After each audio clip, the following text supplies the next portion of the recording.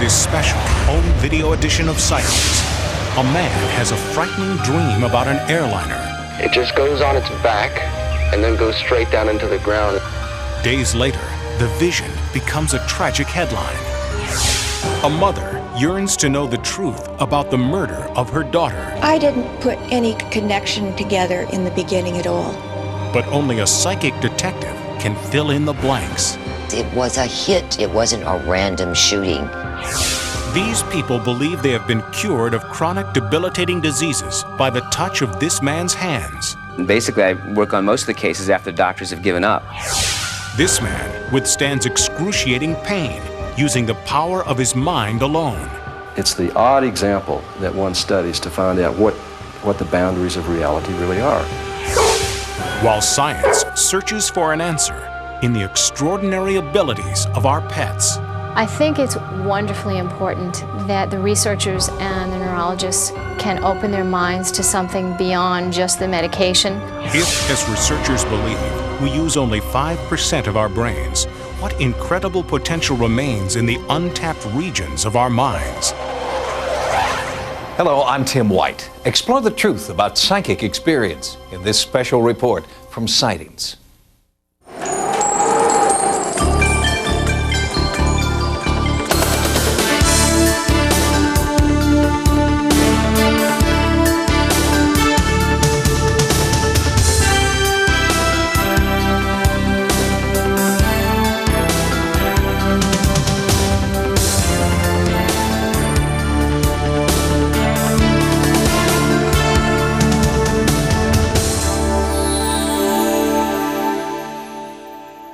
Has your intuition ever told you that the phone is going to ring?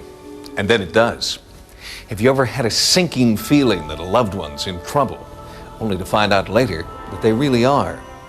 Well, these experiences happen to all of us every day. Are they mere coincidence, random chance? Or could they be something more? A sixth sense we all have, but which only a few of us have developed to its fullest potential.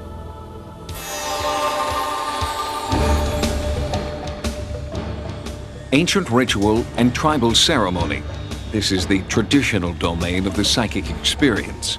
Firewalkers use mind over matter to withstand the blistering heat of red-hot coals, searing the soles of their feet.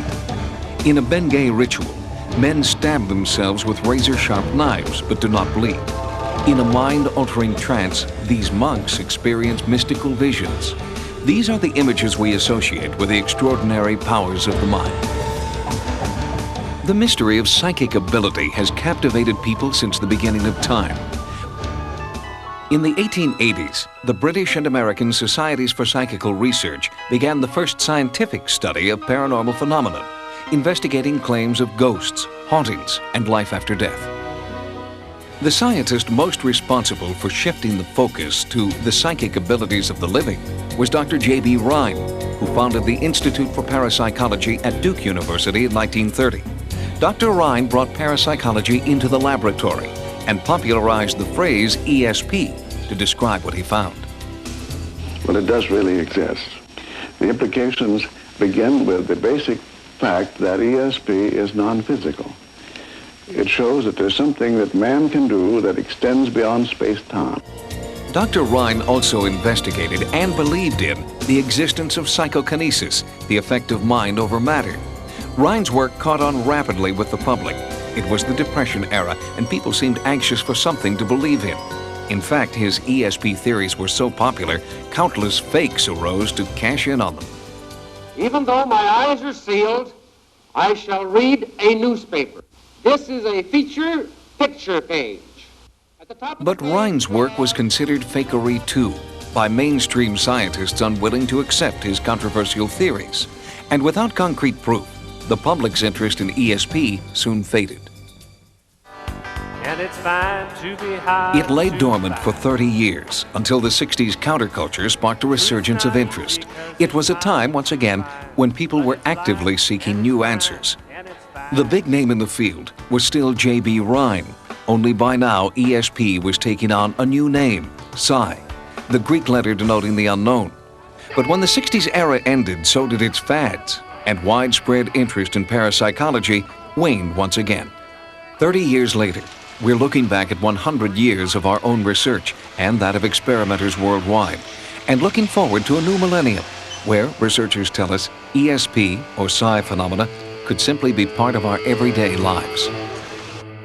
Paranormal researchers believe that we are all born with psychic ability, but that time and training in a nuts and bolts bottom line world gradually overshadows our sensitive psychic side. Researchers are working on methods for bringing latent ESP skills to the surface, and they're finding that environment plays a key role. Experts believe that ESP may be strongest at night. Throughout history, night has been a time of mystery, eeriness, and the supernatural. But many researchers believe that it's more than just myth, that we are more susceptible to psychic experiences late at night. There's something different about the brain during the nighttime that allows psi phenomena to occur. The brain becomes electrically active, specifically between midnight and 4 in the morning, and telepathy and clairvoyant cases become more likely to occur. Besides time of day, there may be other environmental factors that create conducive states for psychic impressions. There's another entirely different line of research that's relating certain ESP events to physical phenomena such as the geomagnetism of the Earth. It even penetrates the house, penetrates through your brain. And we now know that certain individuals are sensitive to geomagnetic activity. They're also more prone to experiencing and reporting psi phenomena. Magnetic fields aren't the only physical properties that may affect ESP. Some researchers think weather, or more precisely, fluctuations in weather, may also produce conditions of heightened psychic sensitivity. But the most dramatic correlation between weather and ESP has come from those who have had a close encounter with lightning. Those who are struck by lightning and recover tend to suddenly report psi phenomena, that they suddenly have psychical phenomena taking place, regardless of how you want to define it. They see themselves as different. They seem to perceive the world in a different way. It was one of those where the lightning comes and just boom. And as I watched the lightning, I thought, it's so beautiful. And the next thing I know, the Venetian blinds had wrapped around me, the chimney was in the neighbor's yard, both windows were completely ripped out of the sills, the bed I was in was on fire, and lightning had struck our home. Before Greta Alexander was struck by lightning, she did not have any psychic abilities, but after she was hit, Greta claims she began to experience psychic phenomena. After that, I began sensing and knowing and feeling. I was crying and pacing the floor because I kept seeing pictures and hearing things and knowing things. I would know when my parents were coming. I would know when he was going to sell a policy. I would know about the children. When you have a lightning strike and that kind of current induction, that certain neurons within the brain are damaged, and the regrowth basically restructures, rewires the brain, specifically in the deep temporal lobe, which allows you to perceive things and have properties that are quite different than before. It took time for Greta to accept her newfound window on the psychic world, but once she did, she became famous for sharing her powers with others, at first through readings and consultations. Later, as her understanding of her skills grew, she began conducting psychic medical diagnoses. Now, your legs have been bothering you a little bit here, or your limbs here. They always have. Okay, because cancer is easier for me to recognize. Heart disease is very easy for me to recognize. Gallbladder, stomach. But I feel that I am not a physician. I will speak with their physician, and then I will tell him, and then he then can do the sophisticated tests. She not only claims a very high success rate with her diagnoses, in some cases she will even attempt psychic healing.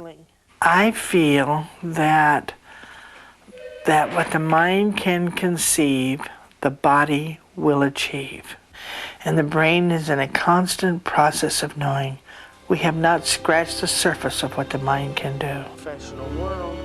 Whether or not Greta Alexander has extrasensory perception, a fateful lightning strike 30 years ago did change her life forever. triggering abilities Greta feels we all have. I think their abilities, everybody's got it. Everybody can play chopsticks. I can just happen to play Chopin. Perhaps the most dramatic example of the psychic experience is when someone makes a prediction and then it comes true. Parapsychologists call it precognition. In 1979, David Booth, a man who, unlike Greta Alexander, did not consider himself a psychic, had a series of recurring nightmares. In his mind's eye, he saw a crash, an inferno, death. And then he saw it on the evening news. May 25, 1979, the date of one of the worst plane crashes in history. A DC-10 took off from Chicago's O'Hare Airport, flew a half-mile, then suddenly turned on its side and slammed into the ground, exploding on impact. All 272 people on board died. But perhaps the greatest tragedy of all was that it could have been prevented, because this deadly crash happened exactly the way one ordinary man had dreamed it would. The important thing here is that this is one of the few cases, the only one I've ever known about, where somebody who had a dream came and told somebody in authority or in advance instead of after the fact. That man was 27-year-old David Booth, a rental car manager from Cincinnati, who kept having the same disturbing dream. On the morning of May 16th, I had a dream, and I look up in the air, and there's this great big jet, and it wasn't making the noise that it should.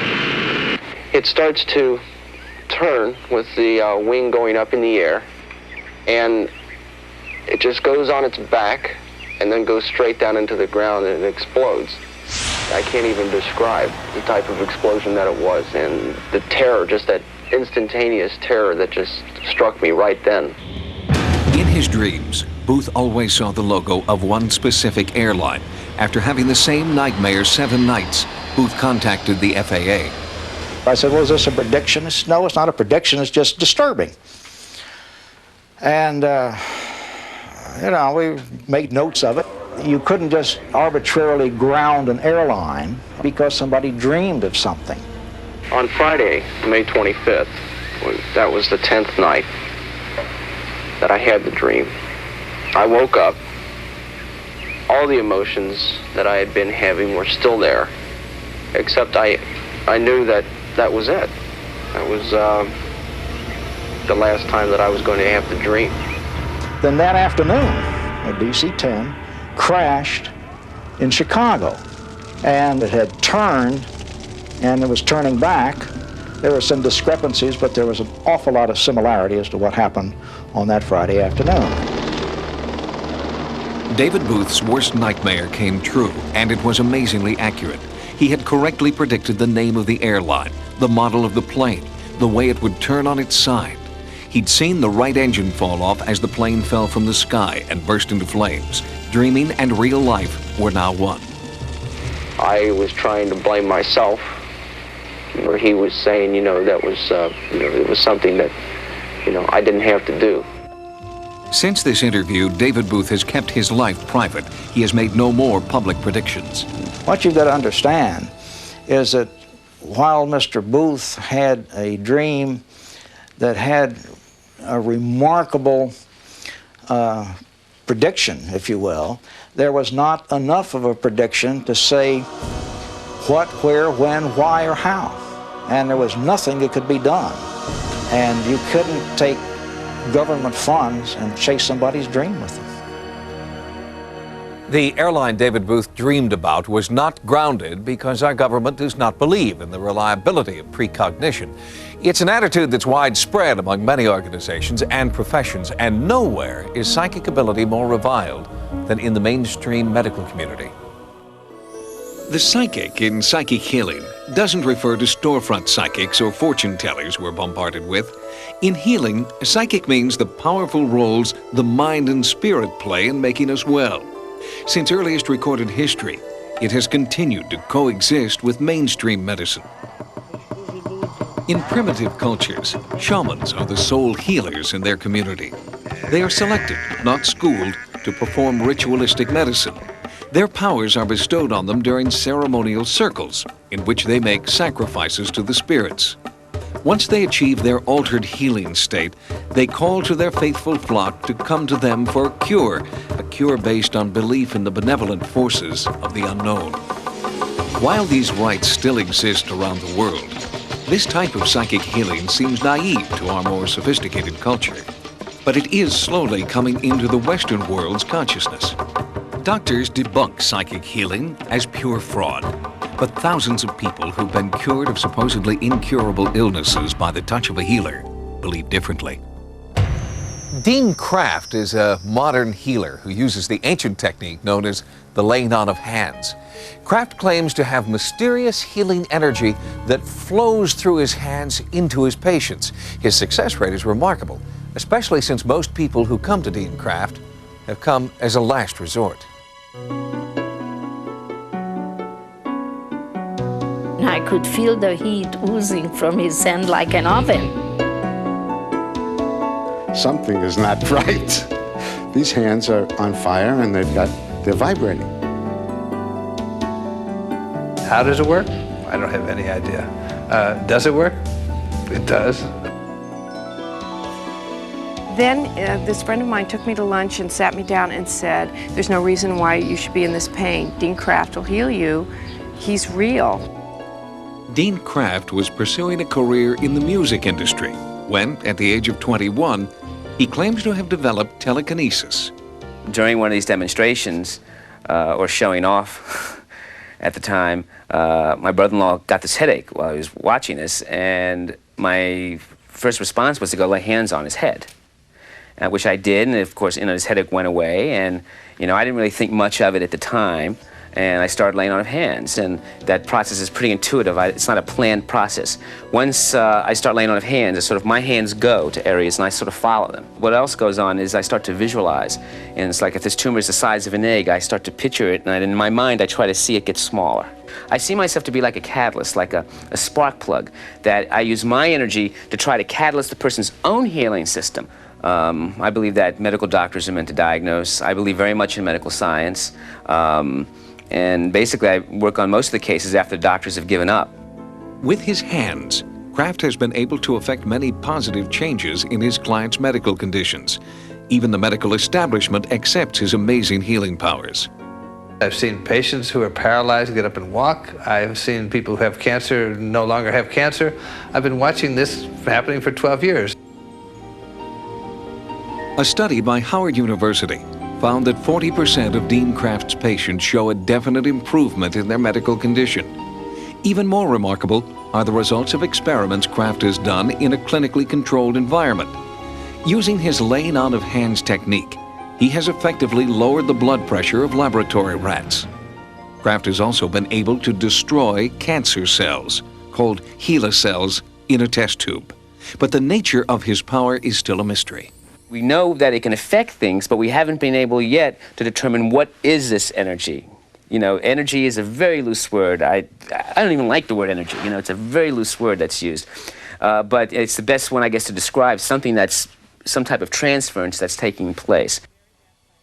I had very bad sciatica for about 1.5 years. It was equivalent to having your teeth drilled on constantly. That's really what the pain was like, what it got to. I couldn't drive because I couldn't press my right foot down on the gas pedal or brake, so I had to have someone drive me. I was seeing a chiropractor constantly, and that would alleviate the pain for about an hour, and then it would just slowly come back during the day. And I was basically in tears most of the time, and my quality of life was nil. Then I went to see Dean, and I remember thinking, well, is this going to work? And after one session with him, I was healed forever and ever. In 1985, Nelda Buss was diagnosed with ALS, amyotrophic lateral sclerosis, better known as Lou Gehrig's disease. It was my birthday. I was 43 years old, and they told me I had Lou Gehrig's disease. Well, they actually said amyotrophic lateral sclerosis, and I still wasn't real sure what that was. ALS is a medical mystery. There is no known cause and no known cure. The established medical profession, they just said, goodbye, see you, have a good life, live it to your fullest. The disease inevitably progresses from partial to complete paralysis of all the muscles in the body. She just kept getting progressively worse, and I guess from the time she was diagnosed until she was basically an invalid was only about 6 months or something. In the final stages of ALS, Nelda had become a quadriplegic, unable to move, but mentally alert and aware that she was about to die. I gave away most of my good clothing that I had, and I had my dress all picked out for what I was to be buried in. Then Nelda heard about Dean Kraft. And it was just such a relief to talk to him. I said that the doctors say there's no hope, and he said, well, that's not always true. Kraft did his laying on of hands for 3 months, and then they had a small but significant breakthrough. In May, Glenn was showering me and I could move my toe, and that was so exciting. After her toes, Nelda slowly regained movement in her fingers, then her back muscles. Soon she could control her hands, then her arms and her legs. Nelda worked very hard on her own physical exercise regimen, in addition to treatments from Dean Kraft. Her family videotaped her progress over the course of a year. It's wonderful to see her and her family being together and enjoying life together. Words cannot express the feeling that one has when this happens. Okay. How's that? Everything has changed. She's back and she's doing more than she ever did before. I mean, it's great to have a mother. As doctors begin to open up to the possible benefits of psychic healing, other professionals are following suit. Police and law enforcement authorities are now beginning to allow psychic detectives to provide clues in unsolved cases. Psychic detectives have played an important role in the still unsolved murder of 18-year-old Caitlin Arquette. She was gunned down behind the wheel of her car in Albuquerque, New Mexico in July 1989. At first, police believed Caitlin was the victim of a random act of violence. But as investigators delved into the case, they soon realized there was nothing random about this murder. Even the most seasoned detectives were stunned by the strange twists and turns in this case. Psychic detectives provided intriguing leads, and eeriest of all, what appeared to be Caitlin's own attempts to reach out from the grave with information about her murderer. Crucial details allegedly from beyond directly paralleled those in a murder mystery written by her own mother. Under the pen name Lois Duncan, Lois Arquette is a successful mystery writer whose novels are filled with intrigue and terror. But there was no greater horror for Lois than discovering an uncanny link between details of her daughter's death and one of her own novels. I didn't put any connection together in the beginning at all.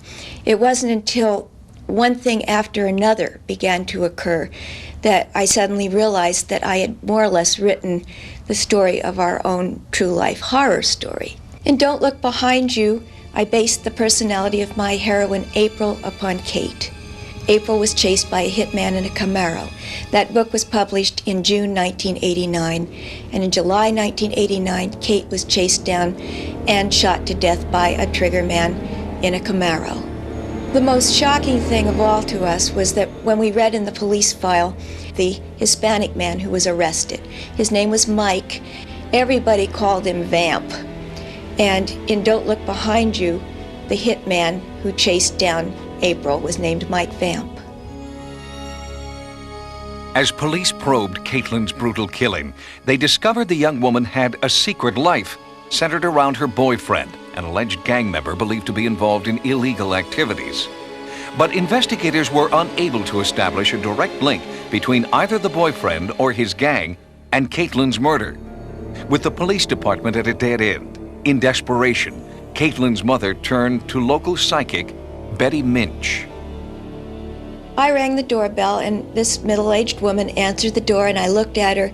I had an instant feeling that I knew her. It wasn't that I'd met her. I had invented her. She was physically identical to Ann Summers, the psychic detective in my book, The Third Eye. Betty Minch considers herself a bridge between the living and the dead. Minch claims she can pick up messages telepathically while in a meditative trance, channeling the words of the dead through the keys of her typewriter. Usually I get a lot of color moving in my head. Then out of that, sometimes there will come maybe an image. And that's when the words seem to want to start pouring into my head. It was a very clear contact with Caitlin. She was right there. We had the idea that Caitlin was in some kind of trouble, that there were other things going on that the family wasn't quite aware of. Amazingly enough, it appeared that Caitlin was conducting her own murder investigation from beyond the grave. Some of the messages Betty Minch claimed to be receiving provided police with important new leads. Investigators soon received an anonymous tip from someone who'd seen one of the Crime Stoppers posters the Arquette family had placed around Albuquerque. Arrests were made that proved psychic Betty Minch had been dead right. She told us that the people who were arrested would have been driving a lowrider car.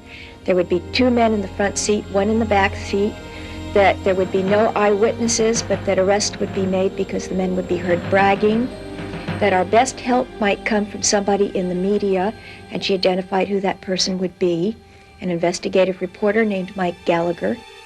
But there was insufficient evidence to hold the 3 suspects, and they were released.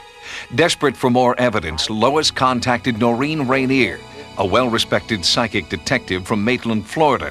Working with a police sketch artist, Rainier attempted to create a drawing based on impressions she claimed to be receiving from Caitlin. I have to get their scent. I have to pick up their vibes. And somehow something personal that was on at the time of the crime gives me more information. I can pick up the scent of Katie psychically. During Noreen's session, Lois listened in on the phone from 900 miles away. I was sitting in Albuquerque knowing that Noreen was doing this, and I knew what the alleged trigger man looked like because he'd been arrested. I was trying to concentrate on Kate, and I was saying, tell Mother why you were killed. Was it a random shooting, as the police think, or was it something else?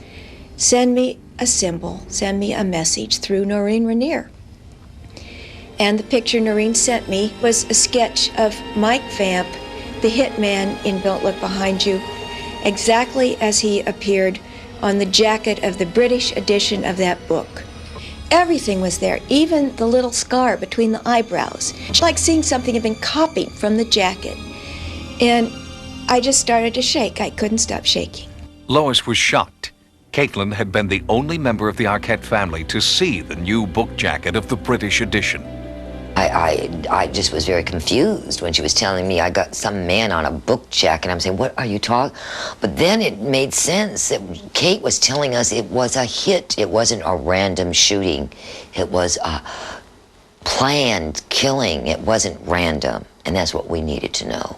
Even more startling is a tape recording Noreen made as she supposedly channeled Caitlin's own description of her final hours. It's Noreen's voice, but Caitlin's words. I'm meeting somebody at a shopping center with a C in it. I went up the hill towards the north to that big place up there, to this, I want to call it the Desert Castle. There's just an important person there that I'm not supposed to know is there. I saw things that I shouldn't have seen. They had to make sure that there was no way I would ever talk, and this was a way of silencing me. My crime that was committed against me was to silence me. I'll never be silenced. I'm not a bad person. I'm just young, and I just was curious. I was a good daughter to your mother. I told you almost everything. Almost. The incredible revelations from psychics Minch and Rainier prompted Lois to write Who Killed My Daughter? And while the police have not yet solved Caitlin's homicide, Lois is encouraged by one psychic message Betty Minch believes she received. She said that Kate was sending a symbol, that the symbol was a wolf with a collar around its neck, its head jerked back, and the message was that Kate was very sure that the wolf who had been after her was soon to be caught and collared. The message was particularly significant to Lois, who originally entitled her book, One to the Wolves. I couldn't explain any of this. All I could say to myself was, it's happening. Somehow it's happening. I have now come to believe that there must be some kind of transition point where it is possible for the dead to communicate with the living, perhaps when they have some very, very strong message to get across. I think Kate was killed because she was getting ready to tell the truth, and she couldn't do it herself, and now she wanted me to do it for her. Lois Arquette is hoping police or psychic detectives will soon find out what horrible facts Caitlin knew and who stopped her from telling the truth. It's clear that the last great frontier yet to be explored is the human mind.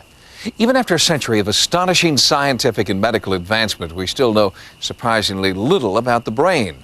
One way scientists are trying to learn more is by studying our pets. Pets could be helping here, helping people with epilepsy. It's a condition characterized by frightening, uncontrollable seizures. In the Dark Ages, epilepsy was thought to be the work of the devil. Today, we've abandoned those outdated ideas that people with epilepsy are under satanic influence. But there are genuine mysteries associated with epilepsy, and medical experts are turning to dogs for some amazing new ways of understanding this misunderstood neurological condition. Angie Barnum knows the incredible supernatural power of a seizure alert dog firsthand. For the last 10 years, Angie's dog Sheba has been warning her of potentially life-threatening seizures before they happen. She paces and whines and jumps on me if I'm not paying attention. She's constant. She always knows. Angie's seizures were so unpredictable, she was confined to a wheelchair. In 1983, she sought out a program that was matching dogs with disabled owners. At first, Angie was attracted to a Labrador, but Sheba proved she could do more than just fetch. Angie went into a seizure, and the yellow lab just ignored her, and Sheba keyed into it. Completely ignored me. She went straight to Angie, and we stood around in fascination watching this dog fixated on this girl. Angie adopted Sheba, and the two became inseparable. Angie discovered that Sheba's special gift wasn't just an isolated event. I was out playing with my friends, and she started pacing and whining, and I thought she was just acting up, and I went home, and a few minutes later, I had a seizure. Come here, sheeps! Sheba was so accurate in predicting seizures in advance that Angie gained enough confidence to leave her wheelchair behind and compete in gymnastics, with Sheba at her side. She lets me know before I have a seizure so I can get down off the equipment. With her, I can know I'm going to have one, and I can get down before I hurt myself. In 1987, Angie won a gold medal in the Special Olympics, and she gives a lot of the credit to Sheba's extraordinary ability.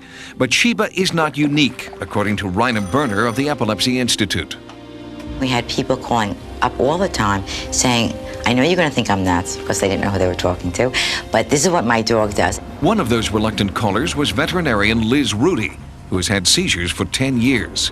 Liz noticed that before her seizures, her dog Ribbon would stare and lick her hands. I didn't really tell anybody or talk about it because it seemed too strange to be believable. But Ribbon alerted consistently for 9 years. Before Ribbon died, Liz got a new puppy named Raisin. I got her to see whether she could pick up this behavior from Ribbon. I didn't think it was something that was real likely, but I thought it would be interesting to see if one dog could do it. Raisin turned out to have the same uncanny ability. Early on, she saved Liz from a potentially fatal situation, alerting her to an oncoming seizure while Liz was in the shower. While we were recording this story, Sightings crew members noticed Raisin was paying particular attention to Liz. Then it started. First, the intense stare. Then Ribbon tried to get Liz's attention. And finally, the barking started. Liz's seizures aren't violent.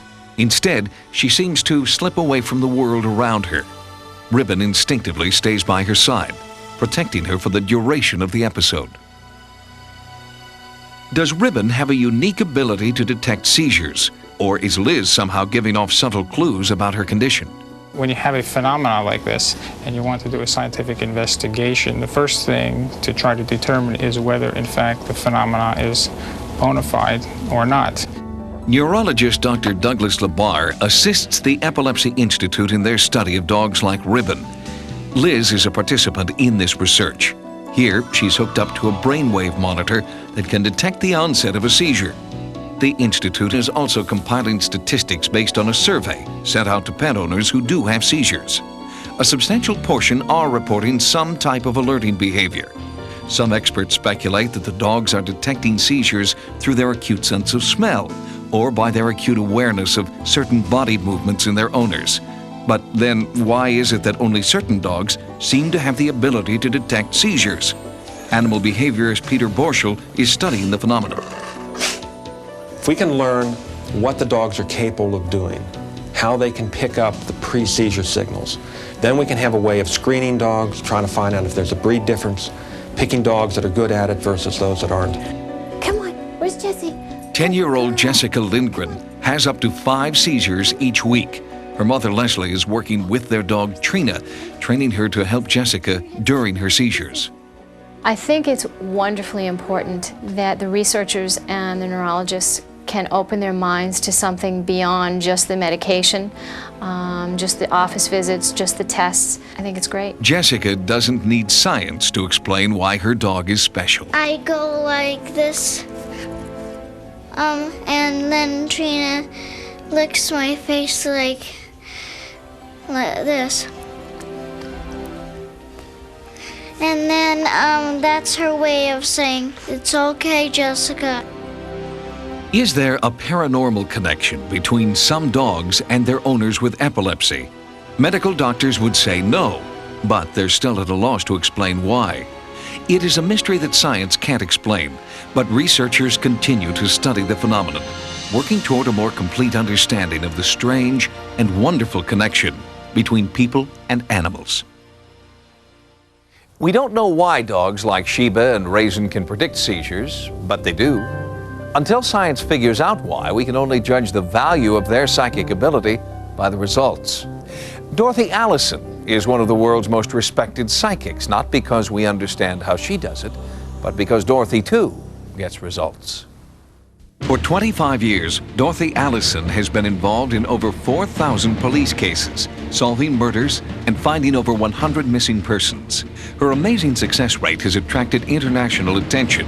She has worked on some of the 20th century's most grisly murders, Son of Sam, John Wayne Gacy, and Atlanta's serial killer Wayne Williams. The only way I ever get involved is if the police call me. If they don't, I will not work on a case. I do not volunteer any services to any policeman unless I receive a written letter. With a single murder, you're dealing with a single victim and a single murderer. With a serial killer now, you're dealing not only with a smart person, but a very devious, cunning person. And then you've got so many people, so many visions, so many faces all at once. And talking to Dorothy, you have to sort of interrogate her like a suspect. She sees locations, and you have to narrow these locations down to find what you're looking for. When the bodies of 33 young men were found in the crawl space of John Wayne Gacy's house in Chicago, Dorothy Allison was brought in to find the body of the one remaining missing boy, whose disappearance had started the investigation.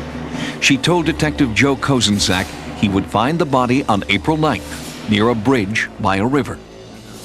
I was sitting at my desk, phone rang, it was a sheriff from a small county near this bridge. And he said, "You better get down here. We found a body in the river down here. We think it's that boy you're looking for." And I looked at my desk calendar, and it was April 9th. My goal is to see how many killers can I knock down. It's like a game with me now. I love getting a killer. I really do. Although many police officers are still reluctant to admit it, there are many cases in which psychic detectives have provided important new leads and information. One such case occurred in 1979 when psychic detective Kathleen Ray helped police find the body of a little girl who'd been murdered.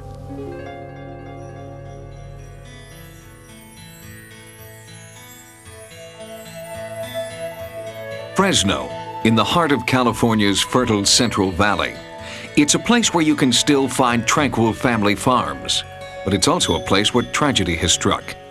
On February 3rd, 1979, 8-year-old Victoria de Santiago, her sister Eva, and their dog all vanished.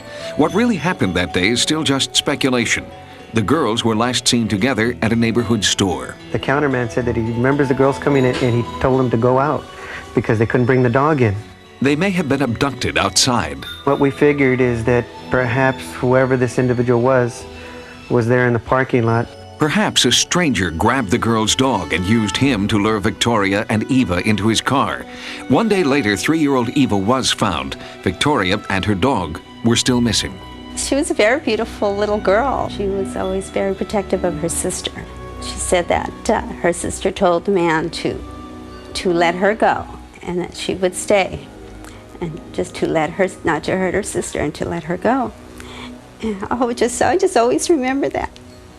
And so from that, I know that she was, just a very good person. The police exhausted all leads. Days, then weeks passed with no new clues.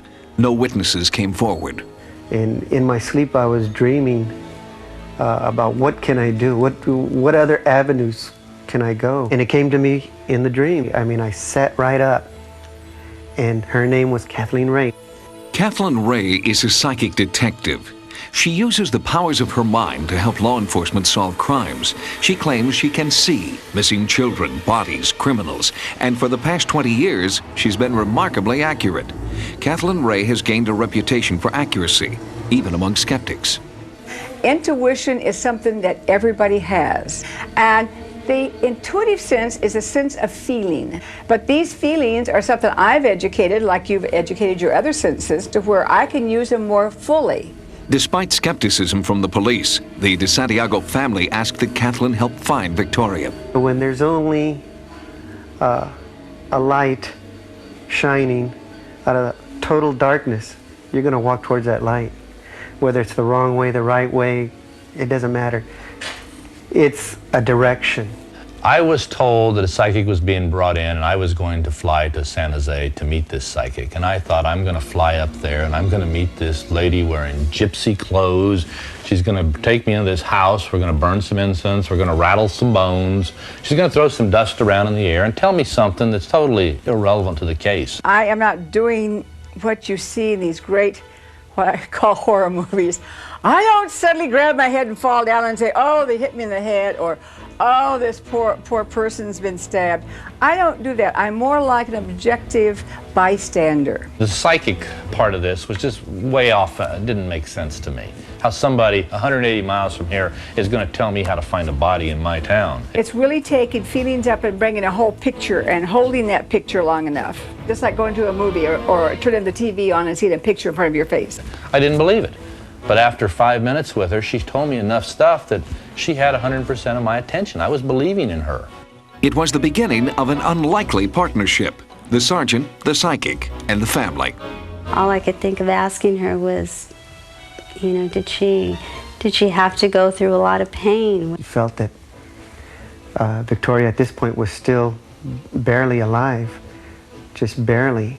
The family hoped that they weren't too late, that Victoria was still alive and Kathleen could lead them to her. She told me the road she was on was not a well-traveled road. I saw this plowed field. I knew the field had just been plowed. Kay said she's laying parallel to the road. I feel she's laying parallel to the road with her face towards the road. I'll see the bushes, the trees, the poultry farm. Kay said that when I found the body, there would be chickens. She said, I get chickens around the body. Chickens, chickens, chickens. There has to be a farmer whose name starts with an S. There has to be a street that starts with an L. There has to be a windmill. After my interview with Kay, as I was walking out the door, and I'll never forget this, she stopped me, she grabbed my arm, and she said, Tim, find the dog and you'll find Victoria. Back in Fresno, pursuing conventional leads, Sergeant McFadden's partner, Detective Popejoy, found the dog. Detective Popejoy was at the house where the dog was found. He verified it was the dog. So I asked Detective Popejoy, I said, well, are there chickens out there? So I asked the farmer there, I says, is there a poultry ranch here? He said, yes, just south of here, about a quarter of a mile, there's a abandoned poultry ranch. Detective Popejoy, he got the call on the dog, and he came out here and talked to the farmer that found the dog, and he found it down here a little ways and brought it back to this house. And when I was talking to him on the phone, he said there was no windmill. It was a situation that I'll never forget as long as I live, was him on the phone to me, and we are talking about this windmill, and I'm telling him there's no windmill here, and the landowner standing behind me said, oh yeah, you just walk by one, it's in the front yard. As I'm telling him things that should be there, and he's confirming these back to me that Kay said would be there, I'm getting higher and higher. And wow, this gal does know what she's talking about. We immediately called for officers to respond, and it was from him telling me what she saw 145 miles away. The police dispatched a search team that had been briefed on Kathleen's psychic visions. The L, they were on Leonard Street. The S, it was on the mailbox, the first letter of the farmer's last name. And by the side of the road, they found Victoria. Her naked body was in an irrigation ditch under the largest tree in the area, all as Kathleen had described. Victoria had been sexually assaulted, then left to die. She had been killed like an animal, and she was still alive, in a coma, suffering right there in the little trench. And Kathleen Ray found that, as she described it, to the T. After the body was discovered, Kathleen returned to her home in San Jose, and the police continued to search for Victoria's killer. But 13 years later, the murderer is still at large. Sightings has brought Kathleen Ray back to Fresno, back to the place where Victoria's body was found, to get new psychic impressions. When I go to the man that did this, he has stubby hands, and they're hands of a laborer. I don't feel like he's here anymore. I want to go further south to a town start with an S, and that he's working down there now. This man is not very tall. I would say, oh, maybe 5'9". I feel this man has killed another child since then. There is a wife or a girlfriend he goes back to at times, and I feel like it's probably a wife, and he's not with her all the time. And she's frightened of him. I know she knows he's violent. He can be a very violent person.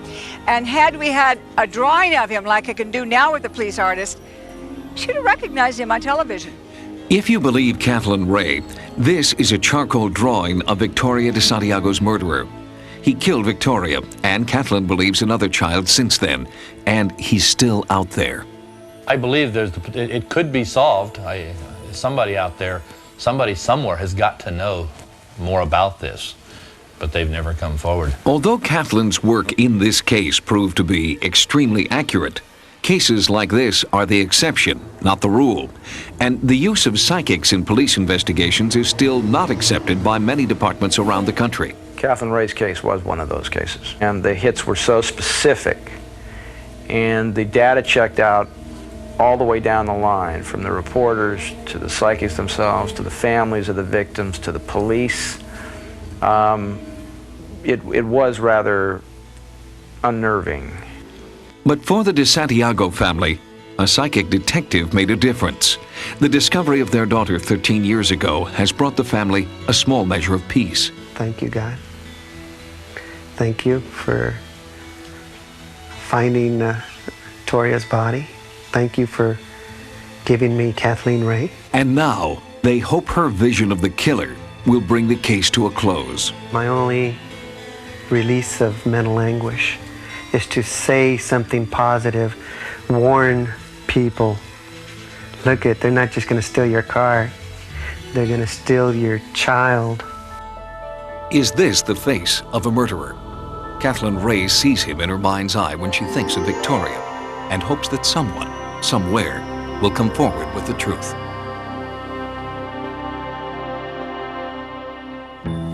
And finally, a story about the most controversial of all psychic phenomena. It's called psychokinesis, or mind over matter. As you'll see, there are some people who claim that the power of their mind is strong enough to withstand extremes of heat, cold, and the most agonizing pain. It's not a phenomenon exclusive to the West. In almost every culture throughout the world, there are people who appear to have superhuman powers. How is it possible for these people to endure the excruciating pain of needles and rods? Where does the strength come from that enables this man to pull an airplane single-handedly? When we see these kinds of phenomena that we don't understand, it's easy to call it magic. Once we understand it, we call it science. This is really important that scientists do take a closer look at this kind of phenomenon. If even one person can do it, it shows it's possible. In Russia, we discovered a man whose superhuman abilities seem to be more than just the result of mind overpowering body. Valery Lavrenyenko is renowned throughout his homeland as a real-life Superman. He has abilities that go far beyond the bounds of what is accepted as humanly possible. Sightings' first encounter with Lavrenyenko was at the Moscow Aquarium, where he tried to best his own personal record by holding his breath underwater for 15 minutes. He believes his startling abilities first began after a paranormal encounter as a young boy.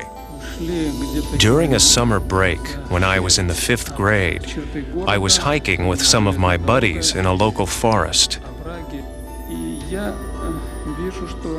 Suddenly, I saw a shining object that reminded me of a plane. I took off on my own and was drawn to the place where I thought it had landed. All of a sudden, odd, shining stones were flying at me. I thought, run, or you'll be hit.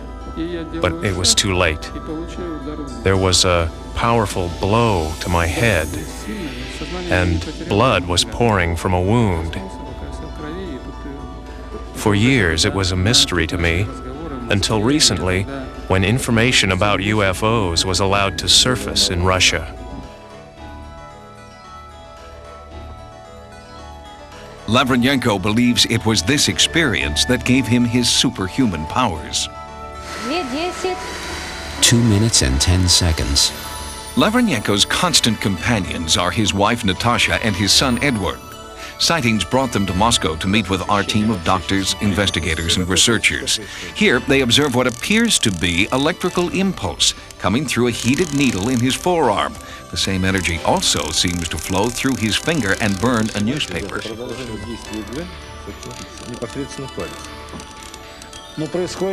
It's coming out not from his nail, but from his finger, from the depth of his body.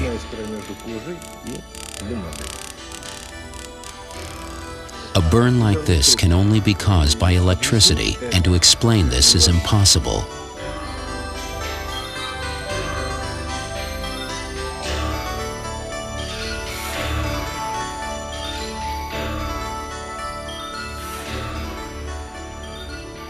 $4.50. 4 minutes, 50 seconds. On the outskirts of Moscow, at the central train depot, Lavrenyenko agrees to demonstrate another feat of strength and endurance. It was hard for our investigators to believe that one man could pull a 30-ton train up an incline. But they were even more astounded to see how he planned to pull the equivalent of nearly 60 tons of weight.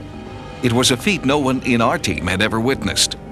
A warning: the following is not for the squeamish, and Sightings cautions that no attempt should be made to duplicate this experiment in any way.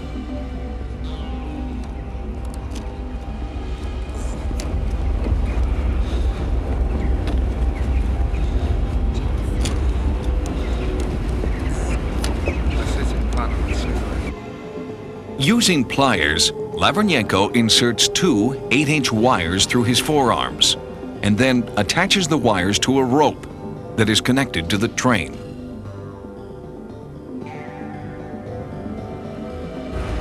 At first, he is unable to move the train. The pressure on his forearms should rip the wires right through his skin, but the wires hold fast.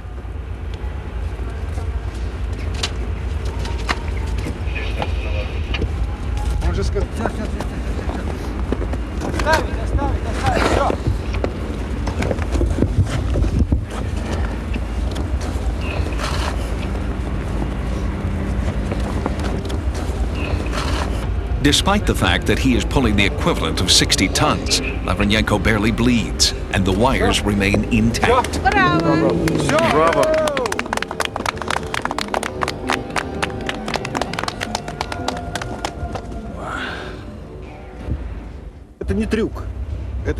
This is not a trick, it's a miracle. From the standpoint of a surgeon, what just happened cannot happen with an ordinary man. When you injure soft tissue, there is always bleeding associated with it. When the metal rod pierces the soft tissue, like we've just seen, there is always extreme pain associated with that. And furthermore, there was 60 tons of pressure on his forearms. How all that's possible, I just don't understand. There are lots of documented cases of controlling bleeding through the power of the mind.